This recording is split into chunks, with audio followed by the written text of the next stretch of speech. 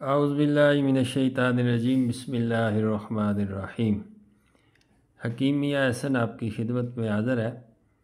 پیٹ میں پانی پڑ جانا، پیٹ پانی بھی اسے کہا جاتا ہے، اور اس کو ڈراپسی بھی کہا جاتا ہے انگلش میں، استسقاء طبی زبان میں اس کو کہا جاتا ہے۔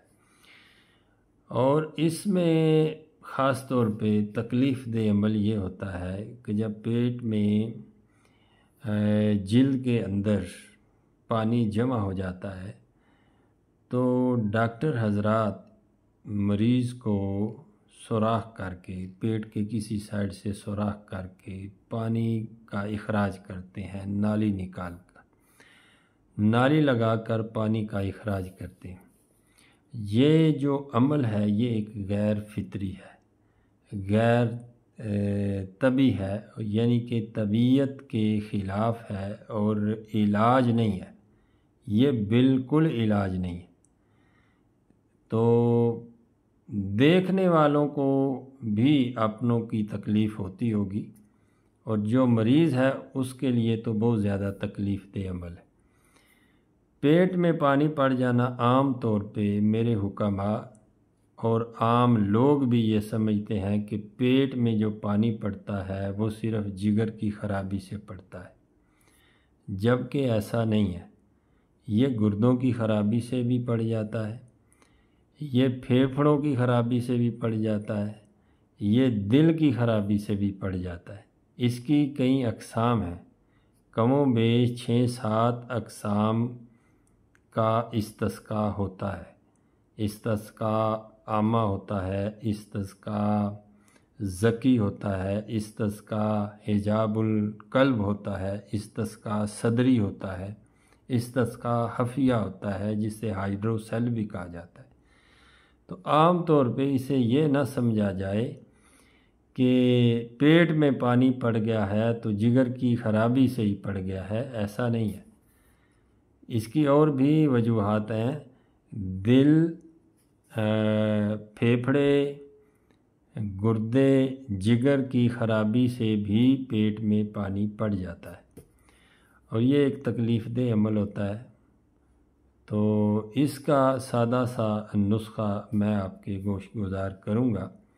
جب بھی پیٹ میں اگر پانی پڑا ہے تو پھیپھڑوں کی خرابی سے اگر پڑے گا تو سب سے پہلے اس کے پاؤں کے اندر، مریض کے پاؤں کے اندر سوزش آئے گی۔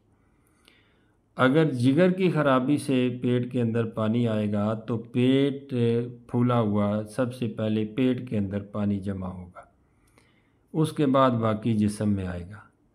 پھیپھڑوں کی خرابی سے ہوگا تو پاؤں کے اندر جو ہے وہ سوزش آئے گی، اور آہستہ آہستہ وہ پانی اوپر چڑھتا جائے گا، سارے جسم میں پھیلے گا۔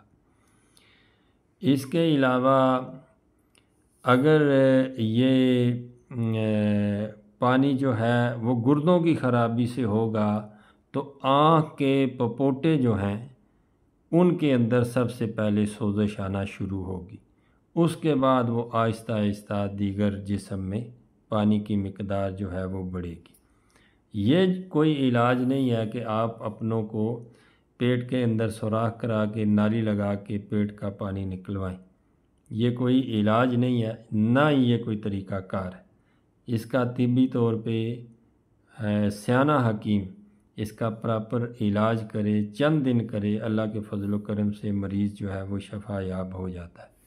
سادہ سی چیز میں آپ کے گوش گزار کروں گا، ریوند اسارہ، 1 ماشا ریوند اسارہ، کلمی شورا 3 گرام یا 3 ماشا، 3 ماشا کلمی شورا زمینی، 1 ماشا ریوند اسارہ، ان کو پاؤڈر کر لیں، اور یہ 1 دن کی مریض کی خوراک ہے۔ 3 خوراکیں اس کی بنائیں، صبح، دوپہر، شام۔ اس کو ڈیوائیڈ کر کے صبح، دوپہر، شام، یعنی ٹوٹل یہ 4 ماشے ہے، 1 ماشا ریوند اسارہ، 3 ماشے کلمی شورا، یہ 4 ماشے کی 3 خوراکیں بنا کے صبح، دوپہر، شام مریض کو دینا ہے، ارک سونف کے ساتھ۔ ارک سونف کے ساتھ دیں یا ارک مکو کے ساتھ دیں، 1 کپ ارک کافی ہے، اس کے ساتھ دیں اور چند دن تک اس کو دیں۔ اللہ کے فضل و کرم سے استسقاء کا جو مرض ہوگا وہ انشاءاللہ ٹھیک ہو جائے گا، وہ جو پانی ہوگا وہ پاخانے کے راستے خارج ہو جائے گا۔ اب کئی حکماء، کئی مفت کے مفسر، کئی مفت کے فتویٰ گو اس نسخے پہ تنقید کریں گے کہ مریض یہ رحمت اثارہ کھائے گا تو وہ تو مر جائے گا۔ بالکل نہیں مرے گا، اس چیز کو یاد رکھیں، وہ بالکل نہیں مرے گا۔ ہاں اس کے پیٹ کے اندر پانی رہے گا تو وہ زندہ نہیں رہے گا، اور وہ علاج نہیں ہے جو ٹوٹی لگا کے یا نالی لگا کے پانی کا اخراج کر رہے ہیں، وہ علاج نہیں ہے، اس سے نہیں مرے گا، اس سے انشاءاللہ تعالی وہ آہستہ آہستہ شفا یاب ہوگا۔ بہت شکریہ اب آپ کا، فی امان اللہ۔